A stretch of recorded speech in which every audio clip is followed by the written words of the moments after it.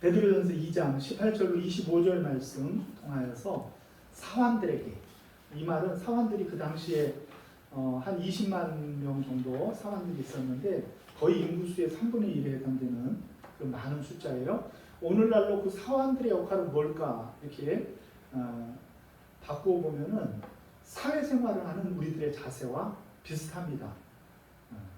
상전을 대하는 자세, 이것이 우리가 이 땅에서 사회생활을 할 때 우리의 자세가 어떠한가를 알려주시는 그런 말씀이다, 이렇게 보면 되는데, 이 사회생활의 원리는 바울도 그렇게 했어요. 상전들에게 할 때 상전들에게 하듯이 일하지 말고 주께 하듯이 일을 해라, 그렇게 얘기했잖아요.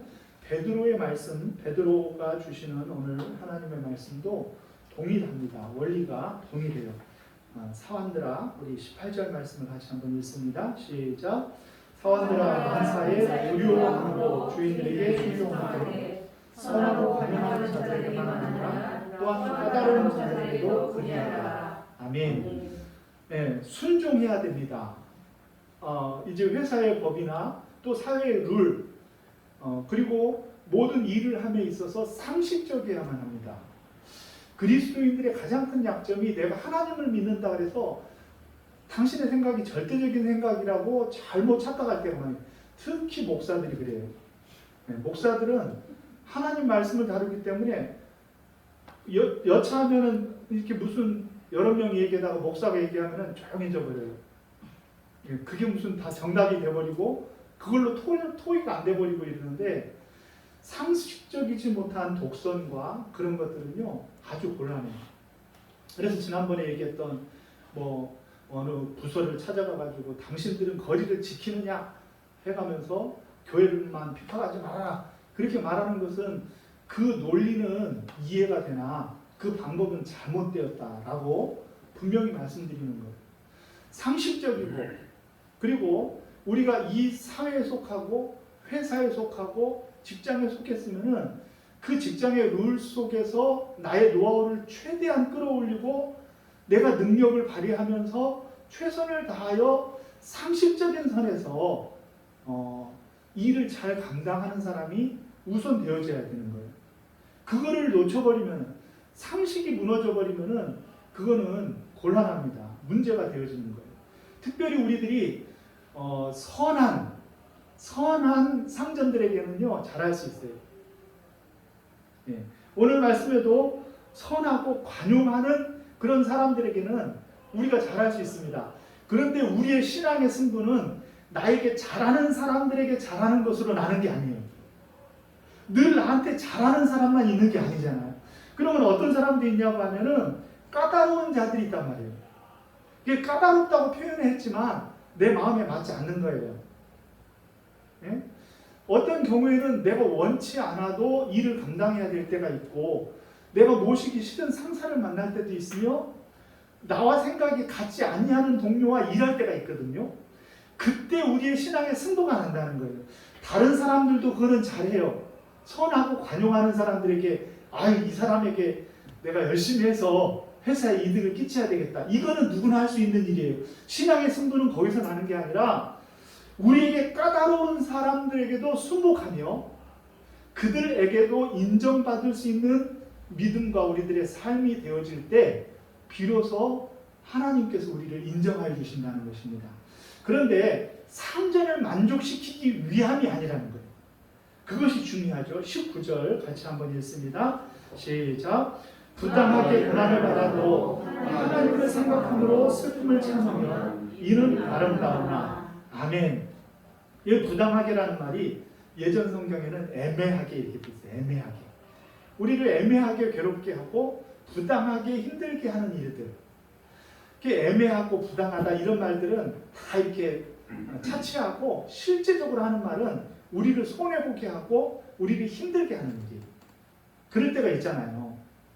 나만 더 일하는 것 같고 부당한 대우를 하는 것 같고 애매하게 나만 미워하는 것 같으며 나만 인정받지 못하는 것 같은 그런 일이 있을 때, 그때가 우리가 신앙으로 잘 극복하느냐 그렇지 못하느냐에 따라 우리들이 하나님께 영광을 돌리느냐 그렇지 못하느냐가 결정이 되는 거예요. 결정이. 그때 어떻게 우리가 좋은 결과를 얻을 수 있느냐고 하면은 상전을 생각하고 상사, 회사를 생각하는 마음으로 일을 하지 않고 어떻게 해야 된다는 거예요? 오늘 말씀해 보니까 하나님을 생각함으로 참으라는 거예요. 하나님 때문에 손해를 봐도 그것을 감수하면서도 열심히 일하는 거예요. 그것이 우리의 대사회적인 나그네 된 사람들의 사회적인 삶의 자세인 거예요. 죽게 하듯 하라. 하나님을 생각함으로 참으라. 이것이 우리들에게 주시는 말씀인 줄로 믿으시기를 바랍니다. 그렇게 참으면 어떻게 하냐 그러면 우리에게 손해가 오는 거예요. 우리가 손해. 사람들은 생각하죠. 참 저 사람은 참 미련해. 그걸 그대로 하고 있냐? 하고 사람들은 그렇게 얘기를 해요. 그런데 그것을 내가 힘이 없고 능력이 없고 갈 데가 없고 오라는 데가 없어가지고 할 수 없어서 참으면은 그거는 할 수 없는 것이고 바보 같은 거예요 우리가. 그런데 우리가 능력이 있고 우리가 더 잘할 수 있고 여기 아니면 다른 데서도 더 인정받을 수 있음에도 불구하고 내가 선 자리에서 최선을 다하되 그 최선을 다하는 이유가 하나님을 생각함으로 최선을 다했다 하면은 그것이 우리가 하나님 앞에 신앙 좋은 사람이 되었습니다. 이거는 주의 일을 하는 사람도 마찬가지요. 사회생활하는 여러분들도 똑같아요. 원리는. 목사라고 목사 자신의 유익만을 위해 갖고 내 자신만을 생각하면서 일을 하면 세상에서 나의 유익만을 위하여 직장생활하는 사람하고 다를 바가 없다는 거죠. 똑같다는 것이죠. 그러나 반대로 직장생활을 하되 그러나 상전을 기쁘게 하기 위함이 아니라 하나님을 기쁘시게 할 양으로 최선을 다하고 참으면은 그 일을 잘 감당하면서 넉넉히 나가면은 처음에는 다 손가락질하고 바보 같다 그러지만 나중에는 저 사람이 왜 그럴까 생각하고 하나님께 영광이 되어줄 줄로 믿습니다. 중요한 것은 그 다음 말이에요. 21절 그렇게 참고 열심히 일을 하라 그렇게 얘기해놓고 이렇게 얘기해요. 21절 읽습니다. 시작. 이를 위하여 너희가 부르심을 받았으니 그리스도도 너희를 위하여 고난을 받았사 너희에게 본을 비춰 그 자취를 따라오게 하려 하셨느니라. 아멘. 심지어 우리가 이 땅에서 억울하고 이 땅에서 손해보면서도 웃으면서 그 일을 감당하게 하신 것이 우리를 부르신 목적이라는 거예요. 우리가 예수 믿고 하나님 믿는 목적이 거기에 있다는 거예요. 우리가 이 땅 가운데 애매한 일을 당하고 고난을 당해도 참고 최선을 다하여 일하는 그 모습 속에 우리의 소명이 담겨져 있다는 거예요. 예?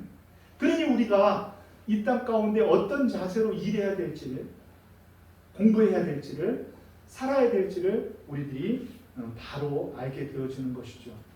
여기에서 베드로는 삼천포로 빠집니다. 삼천포. 바울도 삼천포로 잘 빠져요. 베드로도 마찬가지예요. 우리들도 마찬가지예요. 왜냐하면은 베드로의 가슴 속에 바울의 심장 속에 늘 주님이 계시기 때문에 무슨 얘기를 하다가 보면은 주님이 생각나면 주님으로 그냥 가버리는 거예요. 삼천포로 빠져요. 바울이 유두고와 순두계가 교회 안에 문제를 일으켜서 빌립보의 교회에 너희들이 같은 마음을 품고 주를 섬겨라 그러다가 떠오르는 분이 있잖아요. 바울이 생각하니까. 누가 떠올랐어요? 우리 주님이 떠오른 거예요.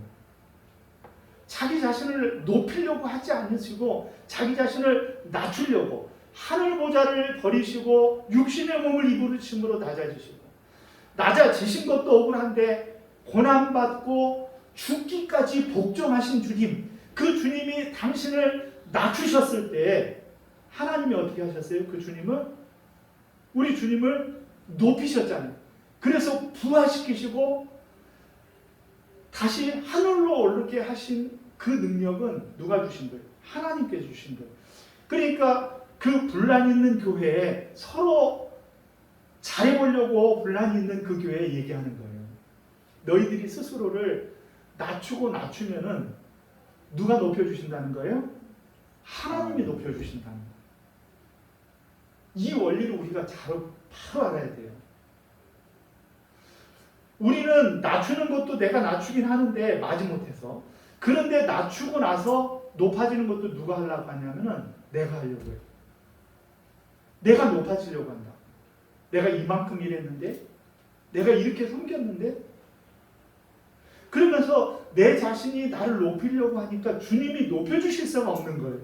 그러니까 교회 문제가 되는 거예요. 교회는 늘 내 자신을 낮추면서 남을 나보다 높게 생각하면서 그분들 앞에 내 자신을 낮추면 누가 높여주셔요? 하나님이 나를 높여주셔야 돼요. 하나님이 나를 높여주셔야 그것이 하나님 앞에 아름다운 봉사가 되어지는데, 내가 나를 스스로 높이려고 하니 잘못되어지는 것이다. 그러면서 예수님에게로 깊이 빠졌다가 다시금 너희들이 한마음 한뜻이 되어져라, 그렇게 얘기하잖아요. 마찬가지입니다. 베드로도 고난받는 흩어진 나그네들에게 이야기하면서 너희들이 고난 가운데 있으면서도, 너희들이 그 고난 중에 있으면서도 너희들이 정말로 하나님을 생각함으로 참고 그 고난에 굴복하지 않으면은 누가 갚아주신다는 거예요? 하나님께서 갚아주신다는 거예요. 그 힌트가 뭐냐고 하면은 하나님을 생각함으로 참으면, 이것이 중요한 거예요. 하나님을 생각함으로 우리들이 참아야 돼요. 참는다는 말은 고상한 표현이고, 하나님을 생각함으로 손해를 봐야 된다는 거예요. 그것이 우리의 소명이에요. 소명. 그 소명처럼 우리 주님도 그렇게 사셨다는 거예요. 고난받을 때 우리 주님이 들레지 아니하시고, 고난받을 때 우리 주님께서 맞대응하시지 아니하시고, 고난받을 때 우리 주님께서 그들을 위협하시지도 아니하시고, 고난받을 때 우리 주님이 어떻게 하셨어요? 23절 말씀에 보면은 오직 공의로 심판하시는 이에게 부탁하셨다는 거예요. 너희들이 고난받는다고 그 고난을 주는 사람들에게 갚으려고 하지 말라는 거예요. 직장 생활을 하고 일터에서 일을 할 때 나를 괴롭게 하고 힘들게 하는 사람들을, 그 사람들에게 갚으려고 하지 말라는 거예요. 공의로 일하시는 분은 따로 계시는데 하나님께서 갚아주실 거라는 믿음이 있어야 된다는 거예요. 우리 주님도 잡히시기 전날 밤까지 그렇게 그 갈등을 하셨잖아요. 겟세마네 동산, 겟세마네라는 말이, 그 말이 올리브 기름을 짠다는 그런 의미예요. 올리브 기름을 짜는 그 동산에서 우리 주님은 당신을 짜듯이 우리를 위하여 고난받으시고, 그 고통 가운데 부르짖는 그 기도가 뭐였는지 아세요? 할만하시거든 내 잔을 내게서 옮겨달라. 마지막 순간까지도 우리 주님은 그렇게 기도하셨지만 주님의 기도의 결론은 무엇이었어요? 하나님께 모든 심판을 맡겨드린 거예요. 나의 원대로 마옵시고 누구의 원대로 되게 해달라고요? 아버지의 원대로 되게 해달라. 심판하시는 하나님께 당신을 맡겨드린 거예요. 우리 주님이 그랬으니까 너희들도 그래야 된다는 거예요. 우리 주님의 모범이 우리들의 삶의 모범이라는 거예요. 그러므로 21절 말씀은 제가 굉장히 좋아하는 말씀이에요. 이를 위하여 너희가 부르심을 받았지 않느냐. 예? 그리스도께서도 너희를 위하여 고난받지 않았느냐. 주님이 고난받은 게 당신 때문이 아니잖아요. 그러니까 지금 22절 이하 25절 말씀까지는 이사야서 53장을 갖다 놓고 지금 베드로가 말씀하시는 거예요. 이사야서 53장에 우리 주님이 그가 찔림은 누구 때문이에요? 우리 때문이잖아요. 당신 때문이 아니란 말이에요. 그가 상함은, 우리 주님이 상하심은 누구 때문이에요? 우리 때문이었잖아요. 우리 때문. 우리 때문에 우리 주님께서 그렇게 상하고 십자가를 지셨잖아요. 그런데도 하나님은 어떻게 하셨냐면 우리 무리의 죄악을 예수님에게 지어주신 거예요. 우리 무리의 죄악을 그에게 담당시켜 주셨어요. 우리는 그릇 행하여 제 갈 길로 갔어요. 죄를 짓고 세상 가운데 살았어요. 그러나 하나님께서 우리의 죄악을 예수님에게 담당시켜야 돼요. 그 예수님에게 담당시킨 그 담당이 없었으면은, 예수님은 그렇게 하심으로 우리가 죄에 대해서는 죽고 의에 대해서는 살게 하기 위하여 그랬잖아요. 그래서 그 주님의 모범이 있었기 때문에 우리가 살 수 있었다는 거예요. 그러니 너희들이 고난을 받아도 어떻게 해요? 하나님을 생각함으로 참으라. 그 고난을 물리치려고 하지 말고 받아들이되 하나님을 위하여 너희들이 그 고난을 받아들여라 말씀하신다는 것입니다. 그렇게 함으로 말미암아 하나님의 아름다우신 선하심이 이루어지게 목적하셨기 때문인 줄로 믿으시기를 바랍니다. 우리 주님이 우리가 고난받아도, 너무 고상한 표현이니까 우리식으로 얘기하면 우리가 좀 손해봐도, 그렇게 생각하면 돼요. 우리가 이 땅에서 손해봐도 하나님을 위하여 참으면, 그 말은 무엇이냐고 하면은 오늘 말씀처럼 우리 주님을 위하여 우리가 살게 되어지면은 결국은 우리가 주님의 길을 가게 되어진다는 거예요. 주님이 먼저 모범을 보여주셨기 때문에. 그런데 이렇게 얘기하는 거죠. 여기 보면은 21절 말씀, 아까 읽은 말씀 보면은 그리스도께서도 고난을 받으사 너희에게, 우리에게 무엇을 보여주신 거예요? 본을 보여주셨단 말이에요. 본을. 이 본이라는 단어가요, 다른 데 등장하지 않는 단어예요. 휘포그라모스라고 하는 단어인데, 휘포그라모스라는 단어는 당시 학생들이 글을 배울 때, 밑에 글을 배울 때 예전에 점선이나 옅게 글을 써놓고 그걸 따라쓰게 하잖아요. 맨 처음에. 그렇죠? 다 해보셨구만. 나만 한 줄 알았더니. 그런데 만약에 어려운 한문이라고 할지라도 막 쓰라고 그러면은 이거 어지러운데 살짝 밑에 이렇게 쓰여 있어요. 그러면 어때요? 할만하죠? 네, 할만하잖아요. 우리 주님의 고난이 우리로 하여금 할만하게 만들어주신 본이라는 말은 그런 말이에요. 따라쓰게 했다는 거예요. 따라쓰기뿐만이 아니라 그 자취를 따라오게 하셨다. 자취라는 것은 그의 발자국을, 발자취를 바짝 따라오게 하셨다라는 의미예요. 발자국을 바짝 따라오게 하셨다. 주님의 고난은 따라쓰게 하는 것이며 따라가게 하심이라는 거예요. 우리는 이것을 잊어버리면 안 돼요. 항상 우리는 주님을 생각을 해야 돼요. 그래서 유명한 책도 있지만 주님이라고 하시면 어떻게 하셨을까? 이런 생각을 늘 갖고 사는 것이 바로 주님을 봉사하는 것이요, 주님의 발자국을 따라가는 길이라는 거죠. 이 발자국이라는 단어, 이 자취를 따라오게 하셨다는 그 단어에서 영감을 받아 한 무명의 그리스도인이 모래 위의 발자국이라는 유명한 시를 쓰지 않았습니까? 그 시에 보면은 한밤에 꿈을 꿨는데 그 꿈 가운데 주님과 더불어서 둘이 바닷가 길을 걸어온 장면을 보게 하셨죠. 그렇죠? 너무 잘 아는 이야기니까 뒤에는 좀 각색을 하겠습니다. 그런데 가만히 보니까 두 쌍의 발자국이 있다가 어떤 때는 한 쌍만 있고 또 두 쌍이 있다 어떤 때는 한 쌍만 있고, 그래가지고 이 사람이 사실은 주님께 황송해서 안 물어보려고 했는데 하도 찜찜해가지고 할 수 없어서 물어봤어요. 주님, 그런데요, 참 감사한데요, 주님 왜 그러셨어요? 조금 서운한데 그때 저기 보니까 내가 가만히 생각해 보니까 따져보니까 그때 내가 되게 힘들었을 텐데, 그때 내가 제일 어려웠을 텐데 그때 하필 주님이 어디 가셨어요? 그때 사랑하는 교회 다녀오셨나요? 그때 코로나19가 있었나요? 왜 주님이 떠나 계셨던 거예요? 그랬을 때 주님이 뭐라고 그러셔요? 얘야, 내가 본 발자국은 나의 것이다. 내가 너를 떠난 적이 없었어. 사실은 내가 너의 어려운 그때 너를 내가 업고 걸었단다. 너가 본 발자국은 내 것이야.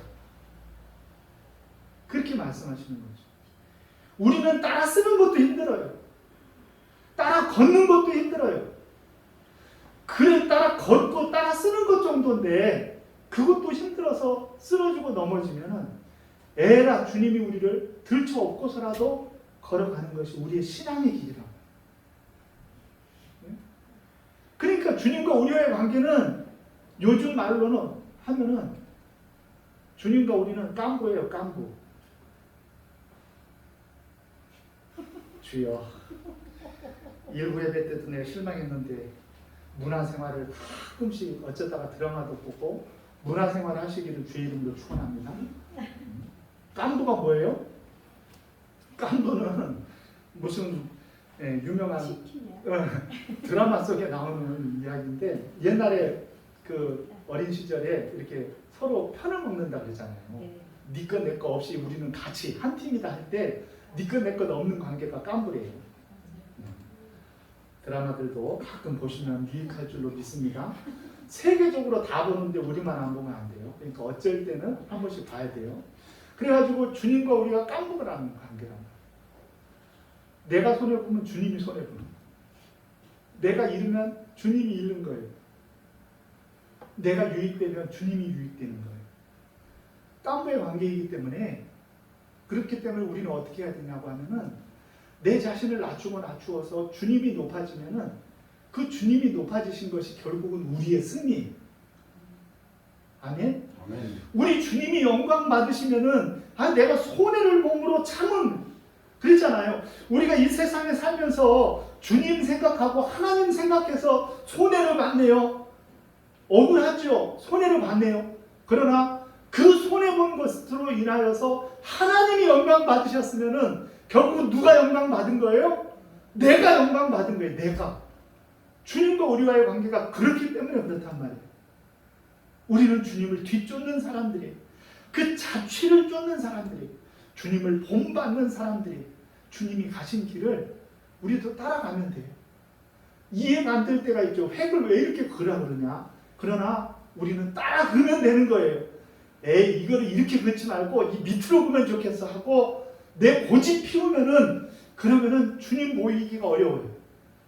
그냥 주님이 가신 길을 우리가 함께 가는 거예요.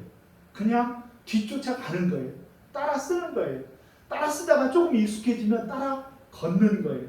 우리는 따라 쓰는 사람이에요. 우리는 따라 걷는 성도가 되어야 돼요. 우리 주님이 우리 눈 앞에 있어야 돼요. 결코 주님을 잃어버려서는 되지 않아요. 우리 주님께서 어떻게 우리를 위하여 낮아지셨는지를 장황하게 지금 베드로가 이야기하는데 3000% 빠진 거예요. 우리들도 때때로 3000% 빠져야 돼요. 우리가 열심히 이 세상을 살다가도요, 기회만 되면은 우리 주님을 자랑합니다. 기회만 되면 주님을 전파하려고 하고, 기회만 되면 주님께로 빠져버려요. 네? 그런 거 있잖아요. 내가 관심이 있고 내가 잘하는 것이 있으면요, 그 얘기 비슷한 것만 나와도 그쪽으로 가버리는 거예요. 우리가 주님에 대하여 그러해야 돼요. 주님에 대하여. 우리의 전공이 주님이어야 되고, 우리의 관심사가 주님이어야 되고, 우리의 취미가 주님이어야 되고, 우리의 모든 것이 주님이어서 누가 나를 툭 건네면 주님이 나올 수 있도록, 그렇게 우리가 주님을 따라 쓰는 존재, 본받는 존재, 따라 걷는 존재, 그 자취를 뒤쫓는 저와 여러분들의 삶이 되어주시기를 주의 이름으로 축원합니다. 그러기 위해서 우리는 207장 찬양처럼 복음 찬송, 우리를 사용해 달라고, 주님이 나를 사용해 달라고, 내가 드러나지 않고 내 속에 주님이 일하여 달라고 간절히 찬양하면서 나아가기를 원합니다. 우리에겐 소원이 하나 있네.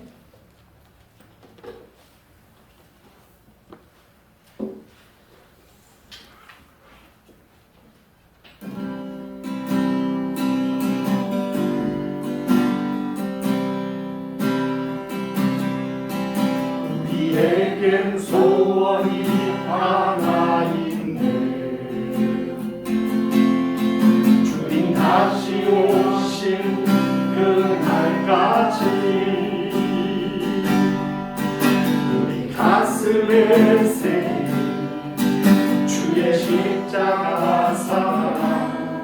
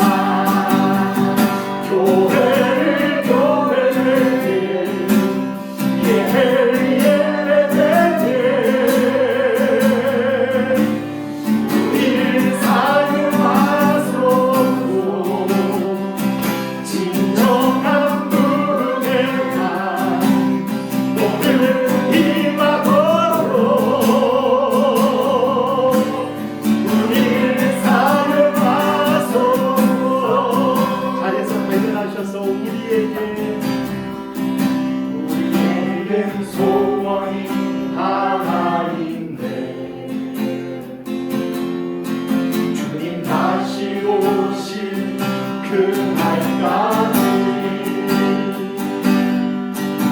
우리 가슴을 새긴 주의 십자가 사랑 나의 교회를 사랑해 하네 주의 교회를 향한 우리 마음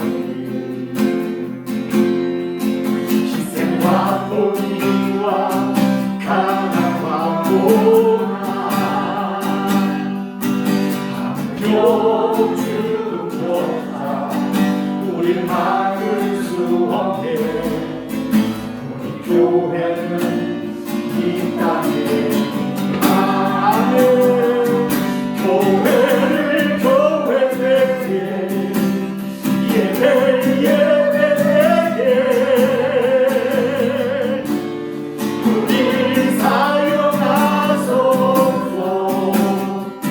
진정한 부흥의 날 오늘 임하도록 우리 사용하소서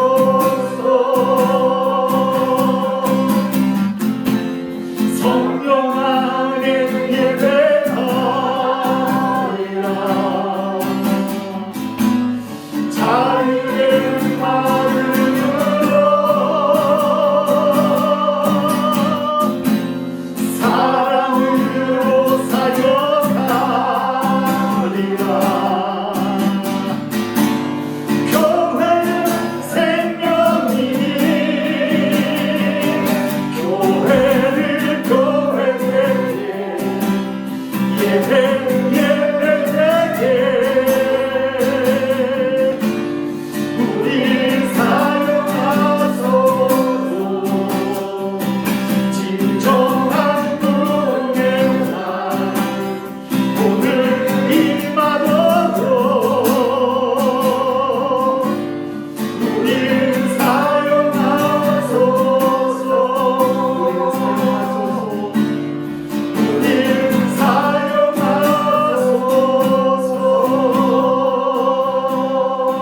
사용하소서 아멘. 사랑하시는 하나님 아버지, 은혜를 감사합니다.